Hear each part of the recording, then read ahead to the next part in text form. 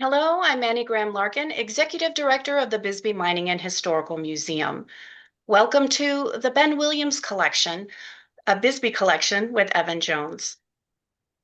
Hello. Thank you to our members and donors who enable the museum to provide free online programming and fulfill the organization's mission to discover history, explore Bisbee's past today.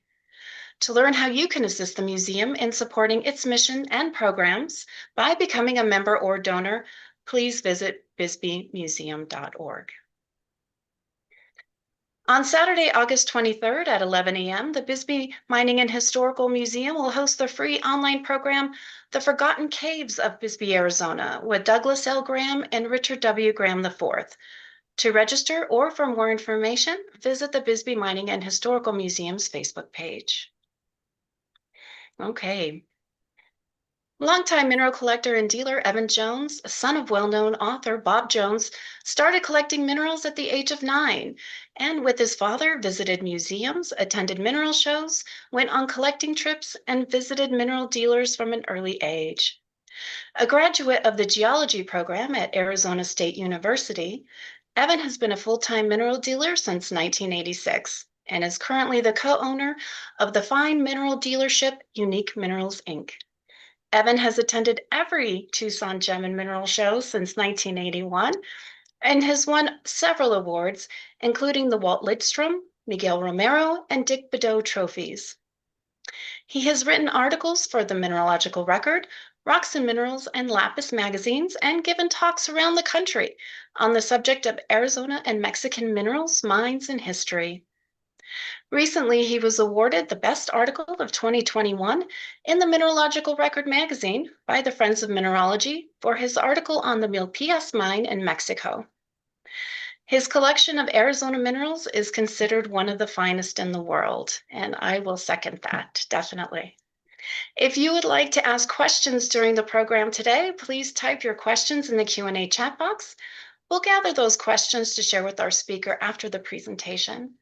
Also, a link of today's recording will be sent to all of our Zoom registrants later today. And with that, I'd like to welcome you, Evan. Thank you so much for joining us today. Hi, Annie. Thank you for having me. This is very exciting.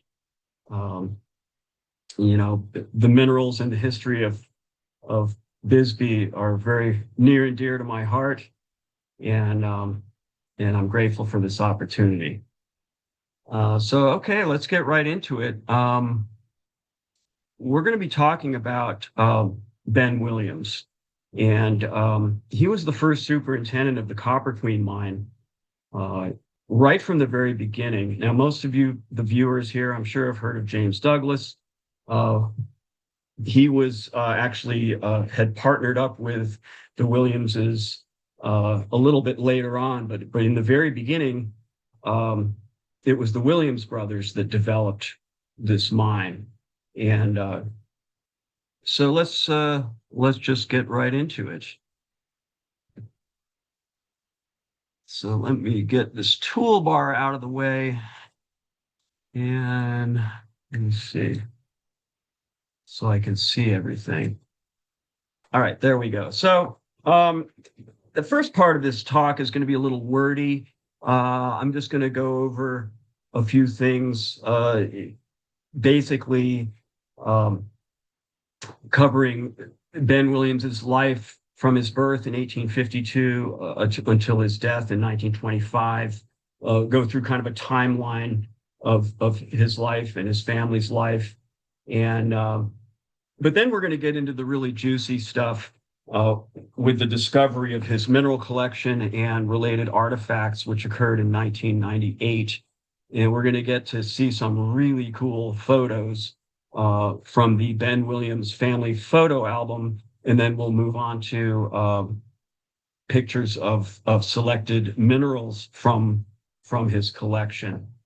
So we'll just get right into it. Okay, why is it not forwarding?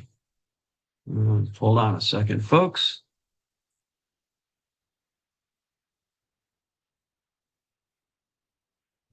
Okay, there we go. So Ben Williams was born in February of 1852 in London. He was the youngest son of John and Leah Williams of Wales. And of course, for those of you that know history, Wales was a center of copper smelting, the bulk of which the copper ore came from Cornwall, England. So there was a very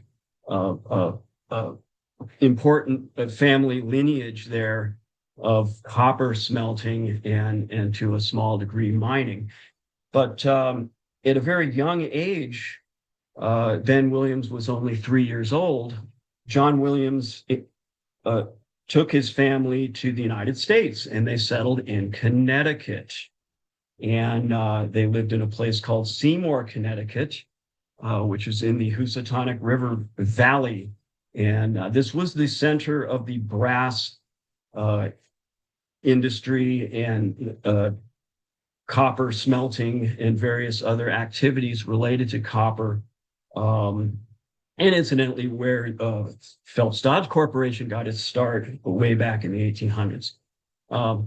But in 1870, John Williams moved the entire family up to Michigan, which was then the center of copper mining in the United States. And he worked at the copper refinery at Hancock, Michigan. And the young Ben Williams worked in the company's store at Hancock, Michigan. And his older brother, Lewis, I think by that time was already working with his father in smelting. Now, in case you're wondering where I got all this information, when the mineral collection was discovered in 1998, with the collection was a whole lot of paperwork and artifacts and photos and things. And in there, Ben had written a kind of a short autobiography that listed all these details. So it was very helpful in researching this story. But anyway, getting back to the Williams family, in 1874, they moved again to San Francisco, along with a fellow by the name of D.W. Bisbee. And Judge Bisbee turned out to be Ben's brother-in-law. He was married to a sister. So they started a new company doing mining primarily, based in San Francisco, called Williams, Bisbee and Company. So during the time of 1874 and 1878, the Williams family, through this company, engaged in smelting and mining in various localities in California, Nevada, and Montana, all throughout the West.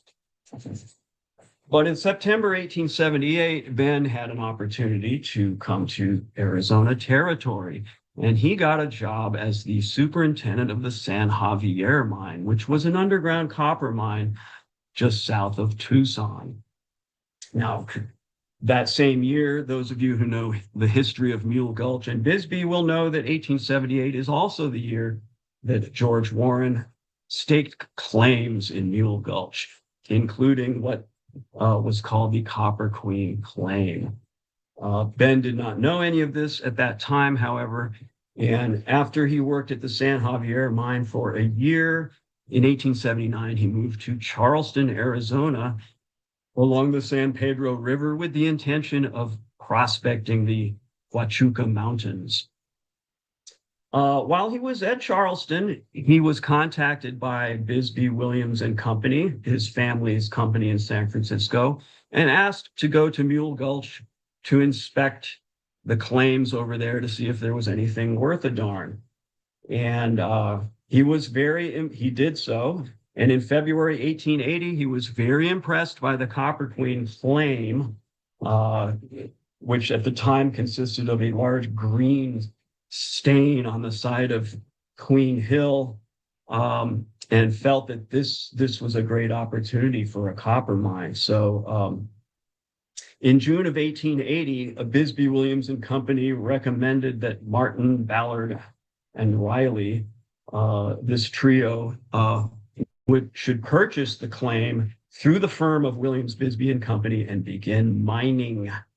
So in April 1881, the Copper Queen Mining Company Incorporated placing Ben Williams as superintendent in charge of general operations. His older brother, Louis, was put in charge of smelting. Okay, so this covers the time period 1878 to 1899 of Ben Williams in Arizona Territory. So the Copper Queen mine became a very successful mine.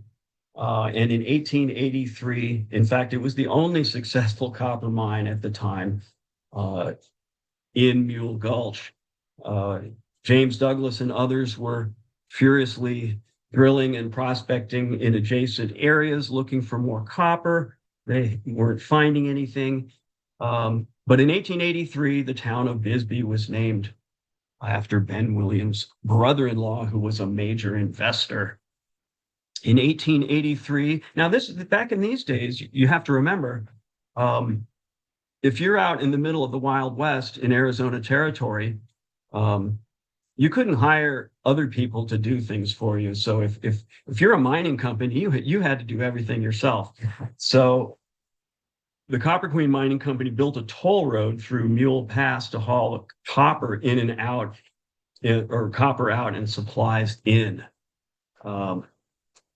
By this time, though, the Copper Queen ore body was pinching out, and they were running out of ore. So both the Copper Queen Mining Company and James Douglas's firm, which was Phelps Dodge, who owned the claim, the Atlanta claim next door, were prospecting for new sources. And in 1884, they both simultaneously hit the fabulously rich Atlanta ore body deeper inside the hill. So it was decided, and this was quite unprecedented at the time, that in 1885, the Copper Queen Mining Company would merge with Phelps Dodge and James Douglas, forming the Copper Queen Consolidated Mining Company. And in 1887, the Czar Shaft was sunk to access this ore body, and they built a new smelter right next to it, phasing out the old, smaller Copper Queen smelter, which was just below the glory hole. Once again, the company needed a railroad, so they took it upon themselves to build their own railroads. And in 1888, the Arizona and Southeastern Railroad was built by the Copper Queen Consolidated Mining Company. Ben Williams was still in charge, along with Louis and also James Douglas.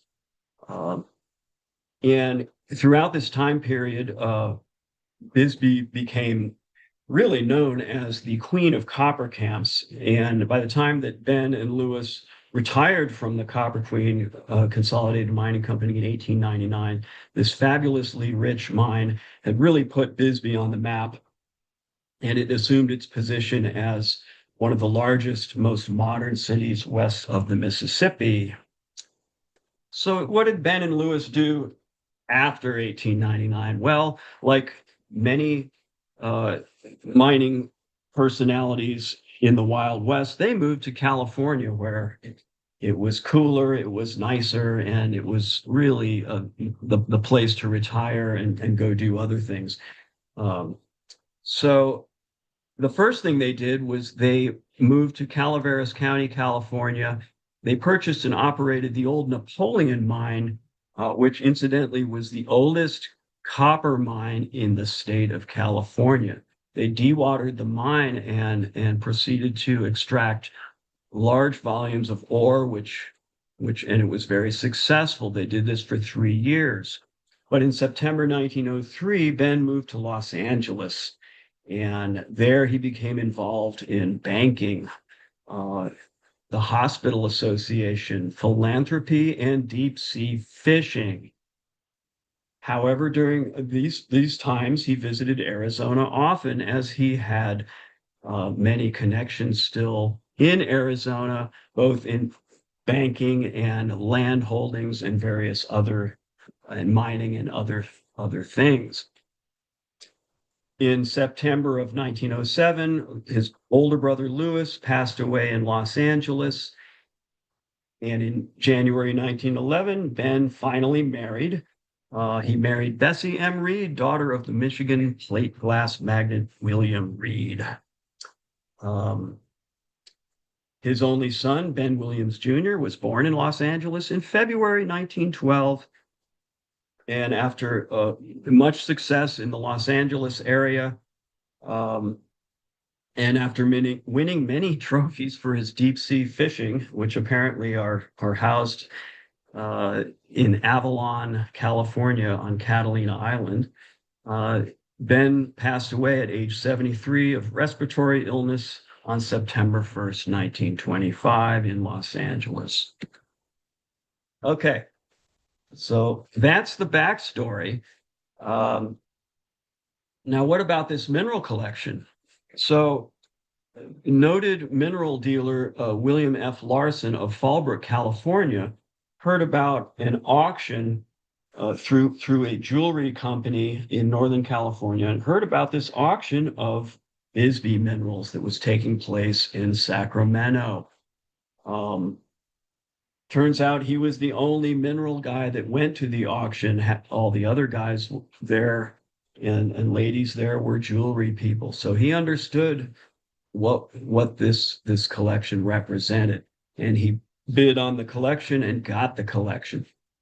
It consisted of 15 wooden crates filled with minerals, artifacts, and memorabilia, books, and paperwork that apparently had been stored by Ben Williams Jr.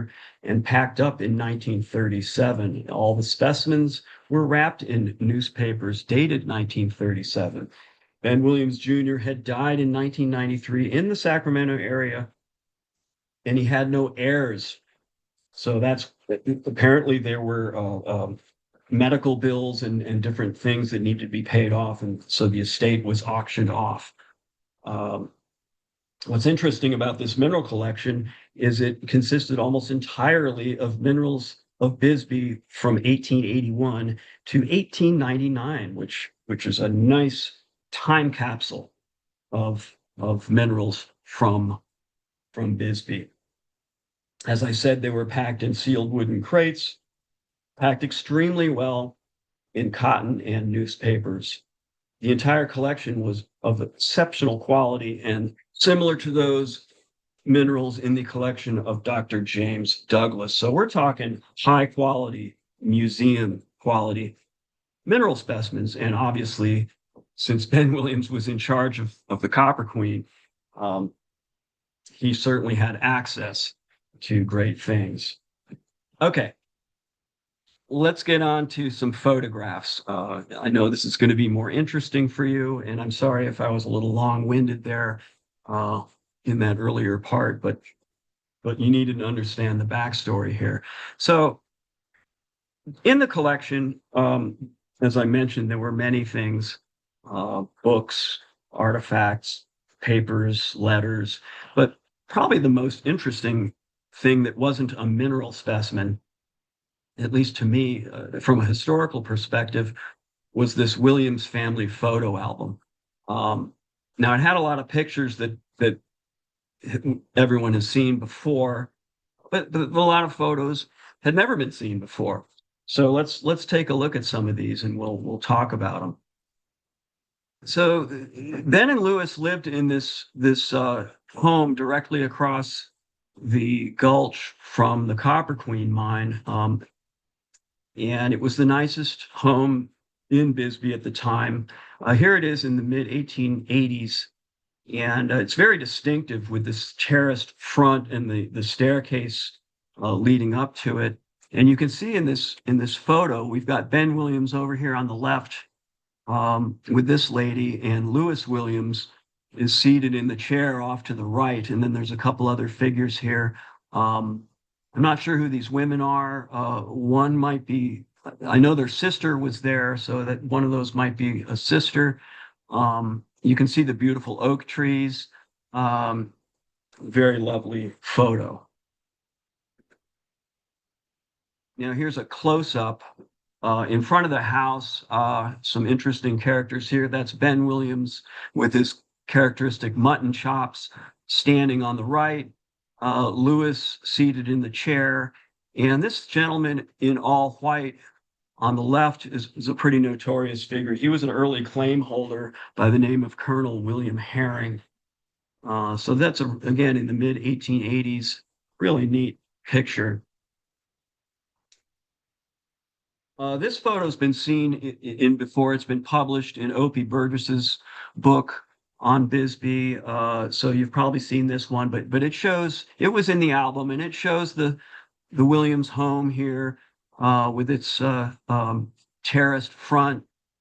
And now I'm told that this person standing at the lower right is Lewis Williams. I'm not sure if that's true, but in the Burgess book, a lot of these people are actually named, which is quite interesting. And you can see the ore wagons here right below. So the original smelter would have been just off to the left, out of frame, and this photo was taken from kind of up near the mine, up on the side of the hill.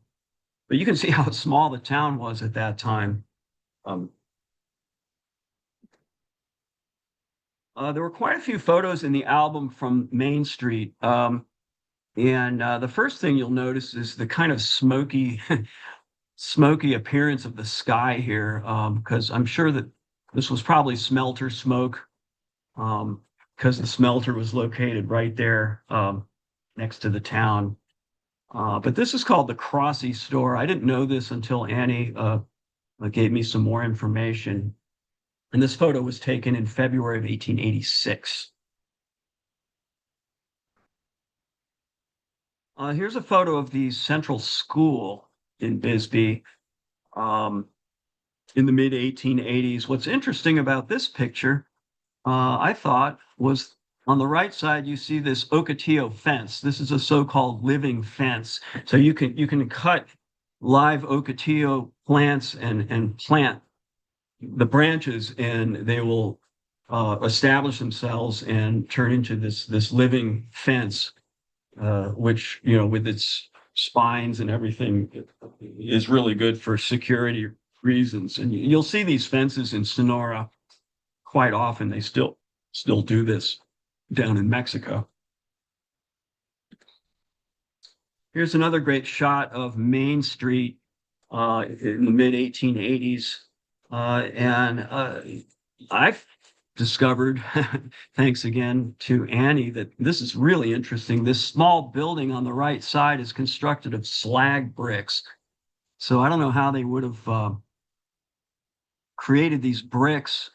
Either they sawed them into shape or perhaps poured the slag into molds and formed the bricks. But that was really interesting. Right here next to the building to the right of the horses.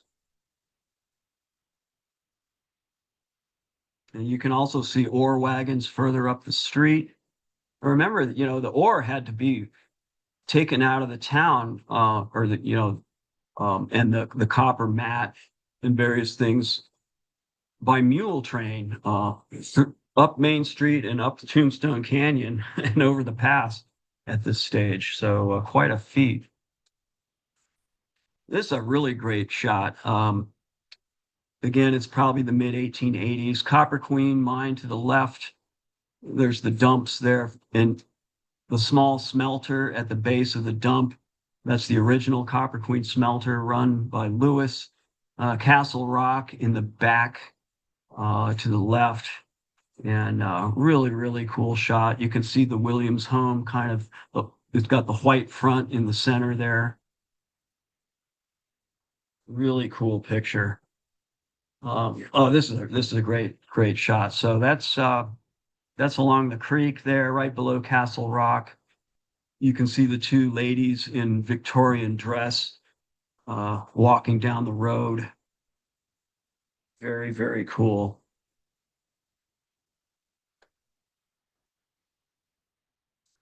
This is the funeral procession for President Grant when he passed away in July of 1885. Coming down the road, Mule Pass Road. And I'm told that this gentleman on the horse is C.S. Fly, the famous photographer who documented so much of the area back then.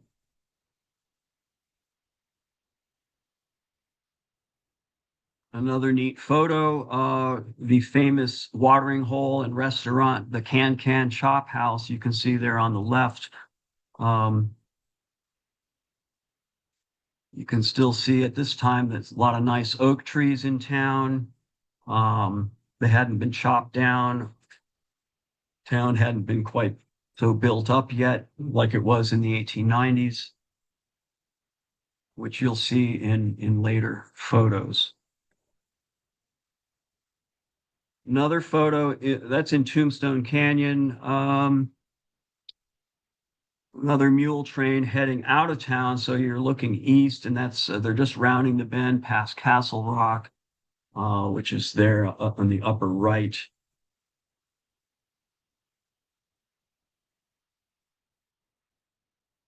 Another one of my favorite photos, and this one's been published in Lynn Bailey's book, very famous photo. And this is underground at the Copper Queen mine. So there's Ben on the left. And now there's been some speculation that this white bearded gentleman is James Douglas, and that's how it's captioned in Lynn Bailey's book, which is a great book. But upon further research, we don't think that's James Douglas. I think that's probably more likely Ben and Lewis Williams' father, and possibly his mother there on the left. Because John Williams at this time had also moved to Arizona and was working at the old Dominion mine in Globe.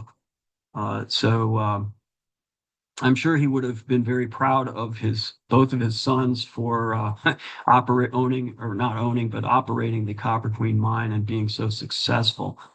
And if you look at this gentleman, there is definitely a resemblance, I think, between the two folks. And plus, this couple shows up in several other photos in the photo album. So that's why I think that it's probably his parents.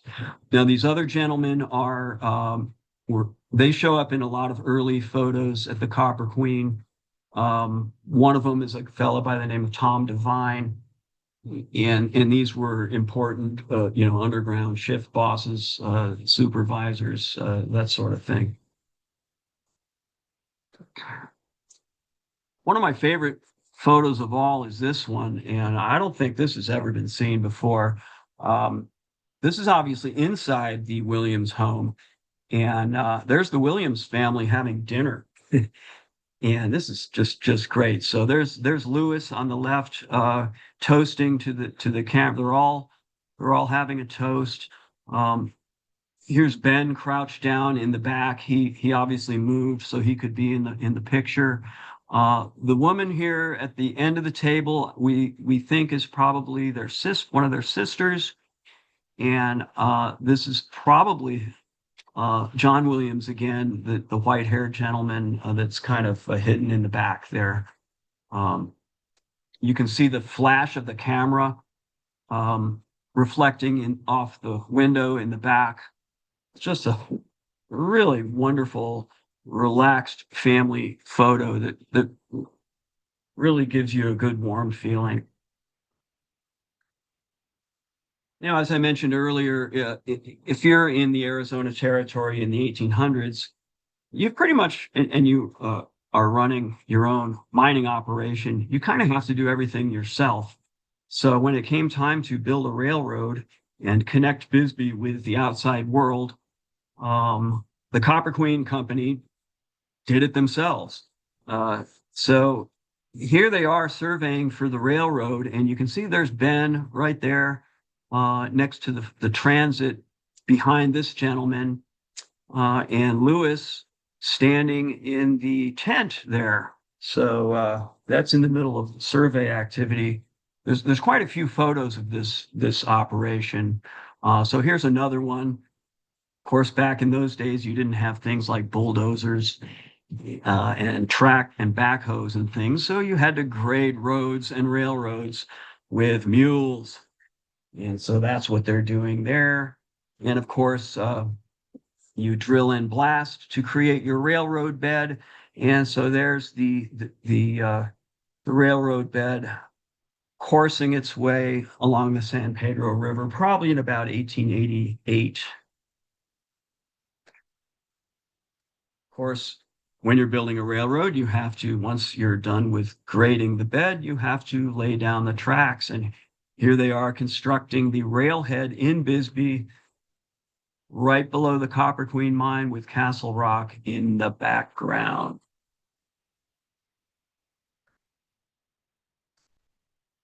Very neat photograph of, this is the Arizona and Southeastern locomotive number 1. I'm guessing this is probably at the railhead in Fairbank along the San Pedro River, which is where they had to connect to, because at that time the railroad had been built from Benson down to Charleston and Fairbank. So they simply had to connect up to Fairbank. Another shot of Arizona and Southeastern locomotive number 1. And what's great about this picture is you can see Ben Williams on the left sitting on the cow catcher. And then over here to the right is that gray bearded gentleman with the bushy gray beard. And that same lady with the umbrella that you saw underground at the Copper Queen mine. And I'm pretty sure these are Ben and Lewis's parents.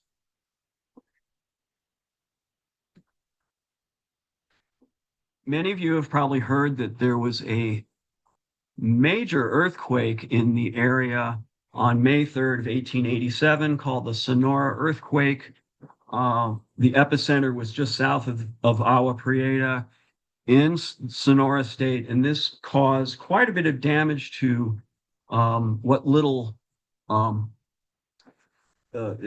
what few towns and structures were in the area. But here, this is a very fascinating photo of a building with one side collapsed from this earthquake, which is estimated to be 7.6 on the Richter scale. This quake actually caused a fair amount of some damage, even as far away as Tucson. One of the more interesting photos of the earthquake damage. Here are some guys measuring earthquake fissures in Agua Prieta, Sonora, where there was obviously some serious shaking. Moving forward in time a little bit, this appears to be sometime around 1890. The railroad is completed. Obviously, we've got this ore pile, which was constructed, or I believe that's probably an ore pile. On the right, you can see the Williams home kind of in the center with a screened-in porch. We've got some more buildings built here. So things are really booming. They're starting to progress. And by this time, more mines had opened, more shafts had been sunk, and Bisbee was no doubt a buzz of activity. It's another shot from about the same time period, probably the Williams house right there in the center. There's the railroad, and note the surveyor there on the left. This is a great photo. So, and you'll be hearing more about these caves in the next presentation, but this is a great photo of one of the caverns that was encountered during mining activities in the 1890s. And there's that bearded gentleman again, which I think is possibly John Williams. He's holding his candlestick there for illumination. There's a couple other gentlemen here, and they're enjoying this cavern. I would guess probably that these large stalactites were tinted pale green from minute inclusions of malachite.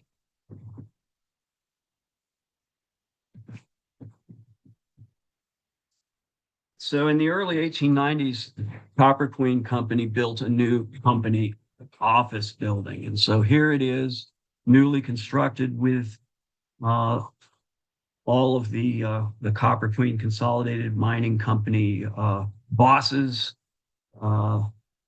all the top guys. You can go through here and see some very important people. There's James Douglas sitting here at the lower right with the white beard. Lewis Williams is at the far lower right, seated on a chair. Ben Williams is he's the second from left at the top, sitting at the top of the stairs. And there's no doubt other important figures here, such as the Brophies and some others. At some point, we'll figure out who each and every one of these guys are. Another nifty shot, probably about 1889, 1888, somewhere in there.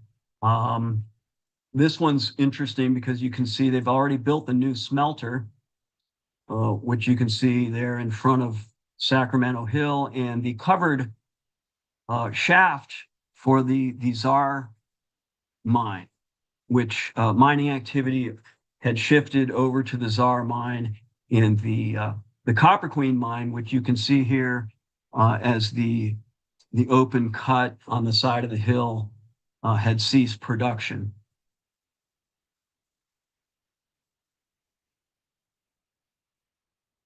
There's another view of the brand new Copper Queen smelter in the early 1890s, belching smoke with the Czar shaft head frame here on the left. It's probably the shortest distance from mine to smelter on record. This is a really fascinating picture. It took me a while to figure out what was going on here, but I think we came to the conclusion that this is some sort of a fire drill. So, this is the smelter, of course, with the Czar shaft there on the left side. So obviously they had to have some form of fire suppression in case a fire broke out. So these apparently had these hoses set up, and they were, since there was never a documented fire, this is probably just a fire drill. All right, so the Williams home has undergone some changes here in the 1890s. We've got more buildings built around. It looks like there's some new fencing, and the trees have died, apparently, probably due to smelter smoke, I'm guessing. Looks like there's a water tank built on top. So yeah, and you can see the bunting here. So in the flags in the front. So this must have been some sort of a holiday, July 4th perhaps, or something else.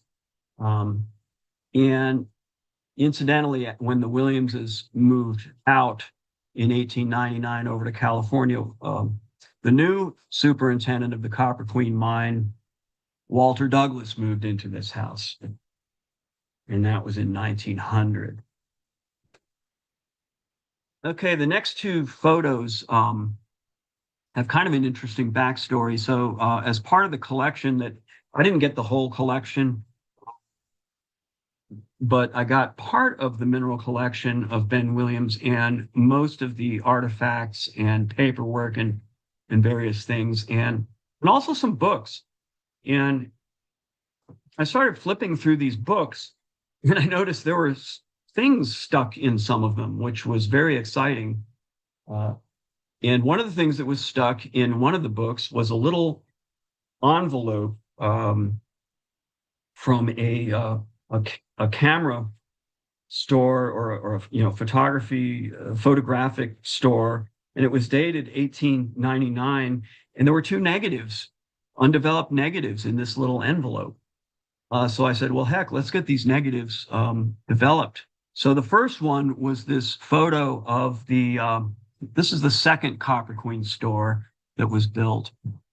So it was this photo, and there's a date of, I think it's 1891 at the top there, which is, I believe, when this was built. But there's another plaque that says 1899. And as I understand it, what they would do in those days is if there was some sort of event that they wanted to document. They would put a temporary sign on these buildings with the current date. So, and the second photo will shows us why.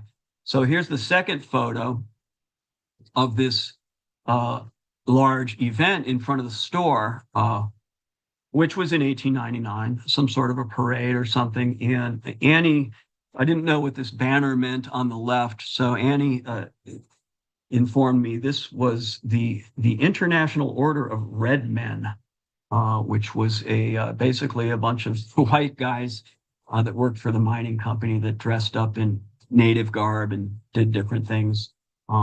This sort of thing was fairly common back then. So I don't know if this was an event that was just based on the IORM, or if this was some sort of parade that featured a bunch of different groups. But there's definitely something going on there in the middle. You can see there's some guys standing around. And note the ladies up on this platform with the umbrellas. That's really cool. And the little girl here in the foreground with the braided hair and these fancy clothes. And I mean, what a snapshot of Bisbee in 1899, or anywhere in the West. Just really, this is just great.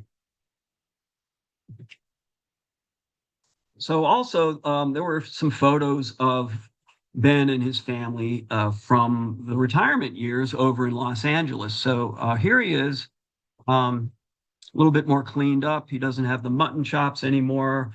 He's wearing a suit.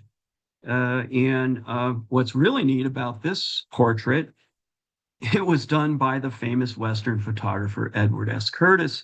And for those of you that have heard that name before, this is the guy who in the 1800s photographed and documented all of these Native American chiefs and tribal members all throughout the West. Really, really famous guy, and wonderful photos that he did of Native Americans of all different tribes. But apparently he had moved to Los Angeles and opened a photography studio there in Los Angeles. And of course, Ben wanted to probably use him for their family portraits since he was so good. So here's his wife, Bessie M. Williams. I estimate these photos to have been taken probably around 1920, thereabouts, plus or minus. Another Edward S. Curtis photo. And this is Ben Williams Jr., who was born in 1912. So this actually might be a little later than 1920. Actually, if you think about it, he's certainly more than 8 years old. So this could have been closer to the time that, closer to 1925 when his father would have passed away. So the photo album was just really cool. So there were more pictures, but those were some of my favorites that I thought were most interesting. So now let's get into the mineral specimens. Now, as I said, dealer and collector Bill Larson of Pala International over in California acquired the collection, and a lot of these specimens are ones that are in his collection. Some are in my collection, but let's go through some of these. What was really instructive to me and others was that the collection, it basically you truncated in 1899. He didn't add anything else to the collection. So we know that all the Bisbee minerals in the collection are from this time period, which is very instructive for us collectors, to figure out where some of these things came from, which mines, what levels, what. Now, the unfortunate thing is he did not label anything. So, but fortunately, we could figure out where most of these things are from. Now, there were a few specimens in the collection that dated from their time in Michigan. Here's a copper in calcite specimen, obviously from Michigan. So this had to date from the 1860s when Ben was just a teenager. So this is something that would have been in his father's collection, I'm assuming. So that was kind of neat that we can actually date these things. This, according to Annie's father, Dick Graham, dear friend who we miss terribly, but who was such an incredible resource of Bisbee mineralogy and history. And thankfully, Annie's brothers have taken up the mantle of all that information. Anyway, Dick told me that he took a look at these things and said that this is one of the oldest specimens that was in the Williams collection. This is actually from the open cut on the side of the hill, the original Copper Queen mine, of which there aren't that many minerals in existence. Most of the fine specimens from the 1800s came from the second ore body, which was much richer and had much more specimen rich, and a lot of those were just more preserved. So this one really is early. This has got to be from the early 1800s. This malachite with the iron staining and some small sparkly cuprite crystals there. So there were only like 2 of these in the Williams collection.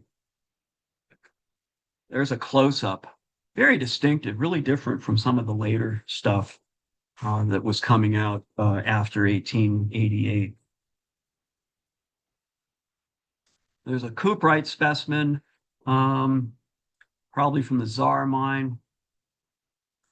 Nice octahedral crystals. What's interesting is this little white blob on the right side is candle wax, and you'll see this on a lot of early specimens from these mines, because this was before electric lights or carbide lamps or things of that nature. So all the mining and collecting had to be done by candlelight. Really hard to fathom these days, but that's how it was done. So a lot of these specimens have splatters of candle wax. Another specimen that's velvet malachite on a copper crystal, and the white mineral, I believe, is gibbsite, which is a clay mineral.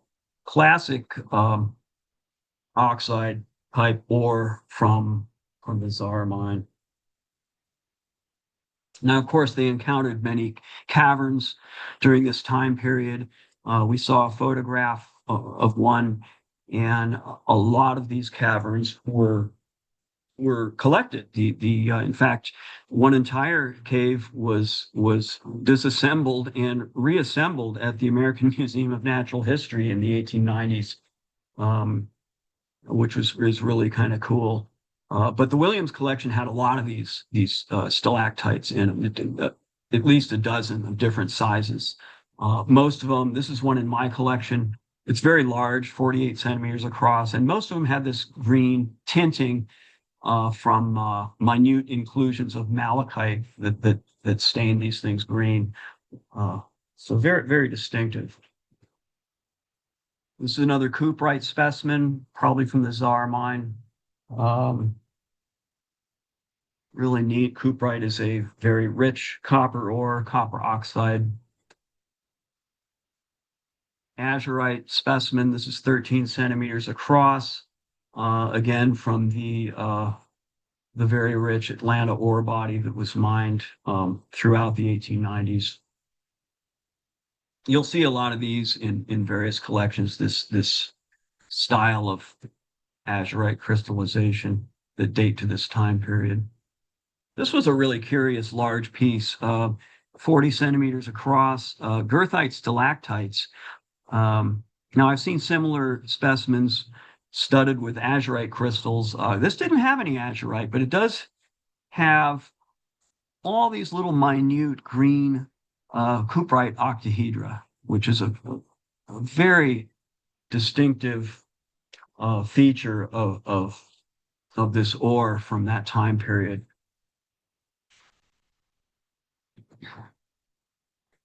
Azurite crystals on girthite, on malachite.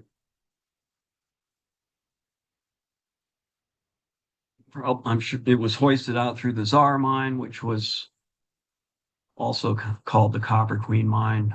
The names were kind of interchangeable, but not to be confused with the original Copper Queen mine, which is that big hole on the side of the hill. This is a very large azurite specimen, 30 centimeters tall with small stalactites. And again, those distinctive green cuprite octahedra. Really interesting calcite helictite. A helictite is a stalactite that kind of it doesn't form straight. It doesn't really, it basically defies the law of gravity and grows any which way that it wants. And these are called helictites. That's in my collection. Very well formed, robust calcite crystal. Also, most certainly from the Czar mine on limonite. Velvet malachite, classic from the carbonate ore bodies of this time period. Almost all of the ore that was mined in the 1890s was carbonates and oxides. And Ben's collection had many, many examples of these velvet malachites, all different sizes. He seemed to really like those. An exceptionally large cuprite cluster, 14 centimeters tall, also likely from the Czar. That's in my collection. Really quite a museum piece there. And here's a malachite or an azurite in from the Holbrook mine, probably, which was an adjacent mine owned by it was privately owned by Copper Queen guys, but eventually I believe Phelps Dodge, or not Phelps, but Copper Queen Company took over this mine. But anyway, that's in the Larson collection. And I apologize, some of these photos are not the greatest. I took them with my cell phone, but they'll give you an idea of some of these great pieces that Larson kept in his collection. Those are goethite stalactites studded with azurite crystals. Kind of a crescent moon-shaped specimen of azurite, 11 centimeters tall. Really fine piece. Perfectly preserved velvet malachite, and it doesn't have fingerprints or it's not smashed at all. And this is because these specimens were packed really well. Whoever packed these things in 1937 did a great job, because they were wrapped in cotton and newspaper and just nailed shut in these crates. So they just didn't have a chance to get ruined. It's in perfect condition. Another wonderful azurite, again, a classic from that ore body, with the little green cuprite octahedra scattered at the bottom. There's a close-up. There were several of these specimens in the collection, really fine calcite crystals included with green malachite, truly a classic thing from Bisbee. Certainly the finest examples in the world of this particular combination came from Bisbee during these early time periods. And there were 2 or 3 really good ones in Ben's collection. There's a close-up.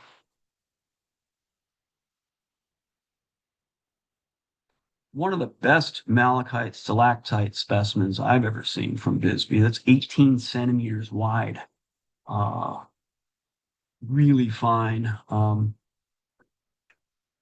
the Williams collection and now in the Bill Larson collection. Another large azurite on goethite stalactites with a little bit of malachite. Really cool look to that one. 14 centimeters wide. Just stunning. And this is an exceptional 20 centimeter tall electric blue botryoidal azurite specimen from the Holbrook mine. Really fine piece. And they just keep getting better. This is probably also from the Holbrook mine. Druzy azurite on light blue azurite. But look, 25 centimeters across. This thing is crazy good. And probably the crown jewel of the collection, at least in my mind, is this 40-centimeter wide velvet malachite, completely covered by brilliant, lustrous azurite rosettes in perfect condition, not a chip on it. It was in the Daniel Trinchillo collection. I believe it's now in the Lyda Hill collection. And that was the most impressive piece, at least with the concerning the minerals in my mind in the entire collection. It's bar none a museum piece. But there were other things in the collection and things that weren't minerals. And this might be the most important specimen of all. It could be the most significant Bisbee mining artifact ever discovered. And that is the copper mat. And we are very fortunate that Ben took the time to put a label on this thing. Because, well, here's the story. When I went over to visit Bill Larson in the late 90s to see the collection, after we were done with the minerals, he trots out from another room with this thing and puts it in my hand and said, "Hey, is this anything important?" And I read the label and I almost fell over. What the label says is first copper smelted in Mule Gulch by George Warren. And it's written in Ben Williams' script, which I recognized from some of the other things that were in the collection. And now it's pretty well known that George Warren was sent into Mule Gulch in 1878 to stake claims on behalf of the Army guys who actually found the first mineral deposits. Well, he went ahead and staked a bunch of the claims, but he left their names off. That's a different story. Anyway, in 1878, he staked these claims and he built a cabin and he built a little furnace. And so the story goes, and he smelted some ore. Well, who would have thought that the first copper that he smelted actually got saved and existed somewhere? So undoubtedly, George Warren, who the district was named after, must have given this to Ben Williams. Otherwise, how would he have known that it was the first copper smelted in Mule Gulch by George Warren? I mean, this is just mind-blowing stuff. Now, for those of you who aren't sure who George Warren is, well, there's a picture of him. And there's the famous story of him gambling away his interest in the Copper Queen. Not a good move, but that was George Warren. But he was generally known as the founder of the district and the discoverer of the Copper Queen. And that's him there in the Seal of Arizona. You can see, based on this photo here on the left, that's him. I mean, so, Bisbee was so instrumental in Arizona becoming a state rather than remaining a territory. And it was George Warren that certainly deserved to be on the state seal. So this artifact is just, really, really significant. Something else that was in the collection is this lovely bust of Ben Williams.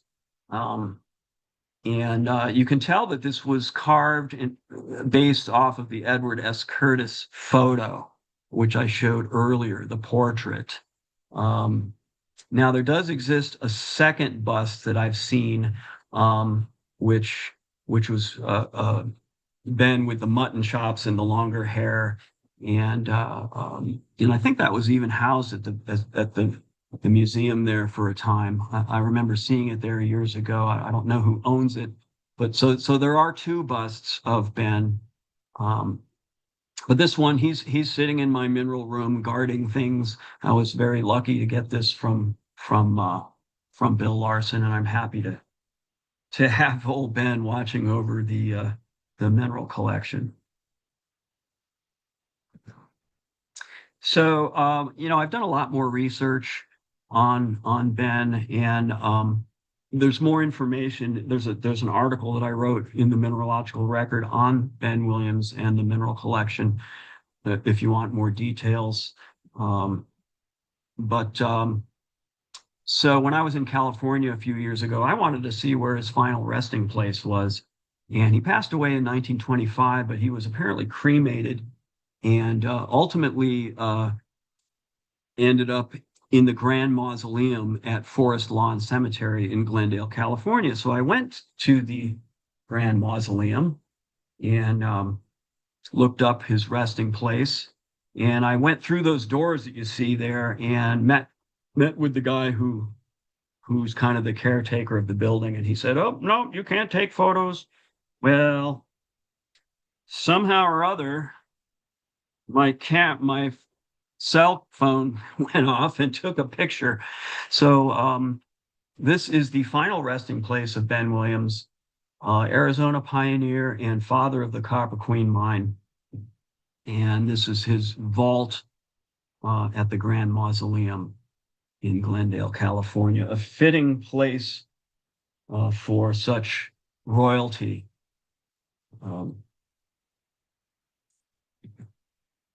And with that, that's the end of our talk. So a few acknowledgments here. I want to thank William F. Larson for all of the information and letting me acquire some of the collection. And of course, the Graham family for helping me in the research, and my wife, Melissa, for helping me put together this PowerPoint. So with that, I will turn it over to you, Annie. All I can say is, wow. I know you ran me through the presentation previously, but wow.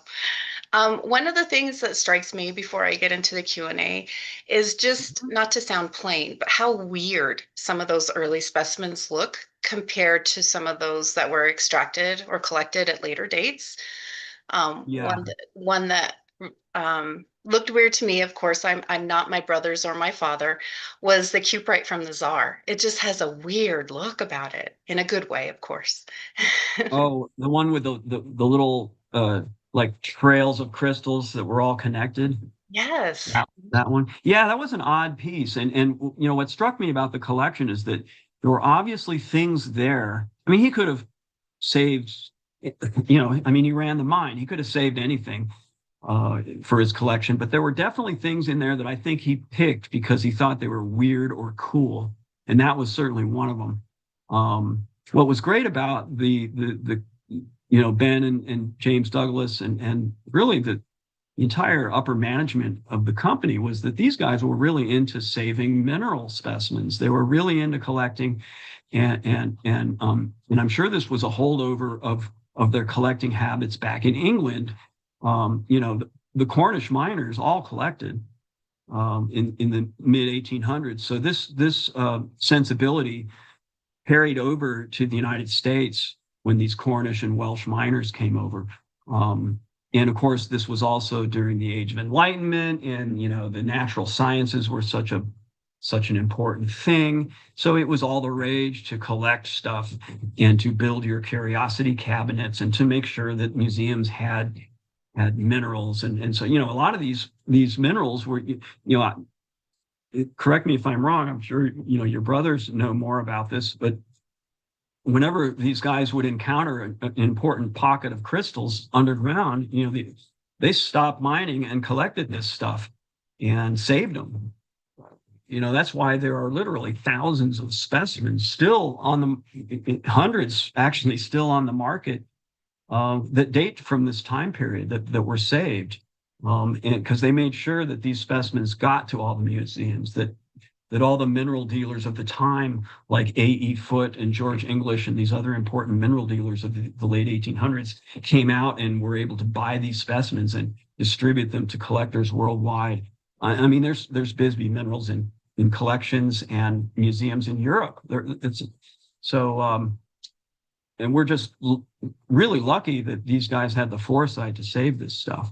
because a lot of mining companies nowadays, they don't really care. It's all about the bottom line, and they just mine right through the ore and save precious little.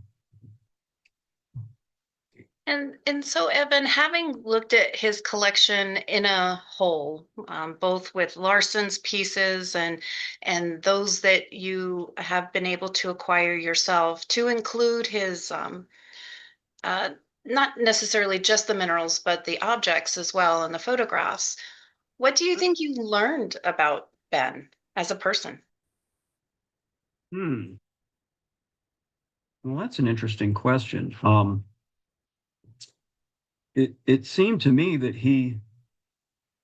since he didn't marry until quite a bit later in life, um, it seemed to me that he was really focused on his mining career um, quite early on. And the Williamses left Bisbee. I think Ben was probably about 47 years old, and Lewis was 5 years older. Um, and so he didn't really want to settle down uh, until he was well established in Los Angeles, really, in a different life almost. And so I think he had a great love and affection and for carrying on the family tradition of mining and smelting, both of them really. And the other thing that in reading some of these, I've got copies of his obituary, and there's newspaper clippings, and both Ben and Lewis were just universally loved by the employees at the Copper Queen, by the townsfolk, by the Mexicans who worked there. That Don Luis, which was the Mexican town in the 1800s, south of Warren there. It was named after Lewis Williams. I mean, they were just loved, and they treated everybody really well. And that kind of shines through, I think, when reading his obituaries. And the company, they when he retired, they pooled their money, or they did something, and they presented him with a gold cup, which is talked about, and also there's a silver cup, which I think is in a collection down in Tucson. So he was just really a heck of a guy. I agree. They were both quite loved by the residents and employees in Bisbee. You know, And one more question from me, and then I'll get to our audience's question. In your mhm. photo album, if there were any stray non-Bisbee photos, is there a photo of DeWitt Bisbee in your collection? Oh, I don't think so. Well, I have to Um, ask. I really don't. I'm not even sure what he looks like. Maybe that's why you want the photo. Yeah, there's But no known photo of him. So, yeah, he's not really mentioned too much in the paperwork, or and I didn't get a lot of paperwork, or I mean, really the only mention that I can find anywhere is that the town was named after him, and that he was Ben and Lewis's brother-in-law. Um, so no, I don't think so. But when we get together later, I'll bring the photo album and everything that I've got, and you can look through it, and we can try to figure out some of that stuff. Because there are definitely photos that appear to be from Michigan, because they're much too green to be Arizona, and maybe there's a couple of those that have people in them. Unfortunately, none of these pictures were captioned. It was really sad. None of the minerals had labels. None of the photos were captioned, or very few of them were captioned. Um, but some of the pictures are obviously from Michigan, and so maybe DeWitt is in one of those. Um, so I don't know. well, I had to try. Had to ask. Yeah, yeah. So, Sharon asked if the photo at the office building is where the museum is located today, and it indeed is. And she also asked about the smelter smoke, and is curious if there was any documentation of the rate of illness and death from respiratory disease during this period. Well, that I don't know. I do know that the whole reason that they built a new smelter, well, there were a couple reasons. They needed a bigger smelter, number one, and number two, uh, uh, they wanted to build a smelter away from the town so that the people didn't have to breathe that smoke anymore. So the Copper Queen guys bought land out in the Sulphur Springs Valley, um, and established a town, which we all know as Douglas, Arizona, named after James Douglas. And they built their big smelter out there. Um, and as an aside, the Calumet in Arizona company, which was the rival to the Copper Queen, they built their smelter out there too. They made a deal with the guys that established Douglas so that they could build their smelter out there too. But anyway, that's a different story. But so yeah, that was one of the reasons they moved the smelter to Douglas so the townsfolk wouldn't have to breathe that stuff anymore. And you know, Ben passed away from respiratory issues at the age of 73. So could the smelter smoke in Bisbee have contributed to that? I would say that's strong possibility. Mhm. And speaking of smelters, although you did just a little bit of this, Ken Elliott was wondering if you could walk us through the history of the smelters, which were established first in Bisbee up through the final smelter operations by PD and Douglas in the 80s. I think you covered the 1980s, but do you have any information about the early smelters in the area that you can share?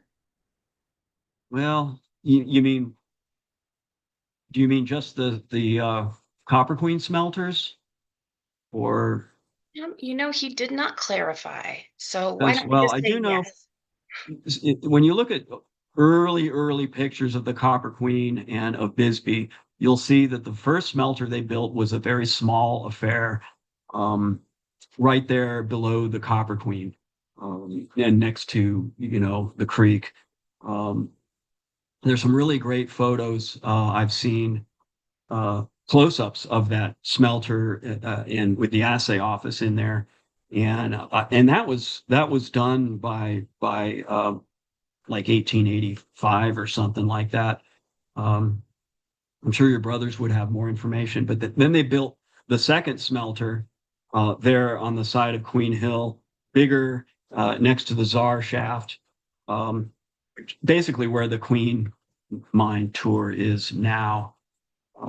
And that ran until 1901 or two or something like that, um, until they established the town of Douglas and built the smelter out there. But how long, that's about all I can tell you. I don't have any other information. Hey, no problem. Ken also asked, when you were showing the cuprite that had candle wax on it, he was wondering, is there a way to date the candle wax? Wow, if there is, I'm not aware of it. Um, No, I haven't you know, heard of that either yeah, myself. I mean, I don't think the carbide lamps came off, into the picture until, I don't know, like something like 1910 or so. Um, so, um, Yeah. so yeah, it was all candles up until then. And I'd be afraid to try to extract some of that candle wax on some of those specimens too. Yeah, we like to leave that. I know some people have tried to remove the wax, but I think it's best to leave it, which is part of the history. You can clean the specimen everywhere else, but leave that wax. Um, I concur. And Barbie asked, and I'm not sure if I'm going to pronounce this gentleman's last name properly, so my apologies. Do you know Peter Veja? And she says that she's been looking for Bisbee turquoise for a long time, and Peter has a large collection he says he purchased from a mine worker. And she's purchased some beautiful pieces of turquoise from him. And he's a well known mineralogist living in Santa Fe. And she is the great granddaughter of Baptiste Corretto, who was a mine owner, I'm sorry, a miner, a saloon owner, winemaker, and councilman in Bisbee, and very well known in our Wow, history. Yeah. neat. Yeah. Oh gosh. So, Oh, go ahead. so what's the question? She was curious if you knew the gentleman by chance. No, I'm sorry.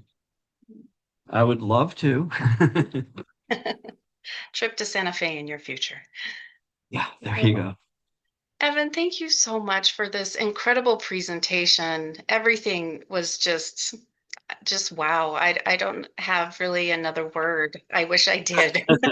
My Thanks. vocabulary is lacking because I'm in just such shock about the amazingness. Well, we'll get together. I'll bring all the materials that I got from Ben's collection, and we'll get together and go through them all in person one of these days. That'll be a lot of fun. Oh my gosh, it would be. Well, again, thank you, Evan, and thank you to our audience for joining us today. I hope you'll be able to join us for our next online program, which will take place August 23rd, when we examine the forgotten caves of Bisbee, Arizona. Have a great day, everyone. Bye. Bye.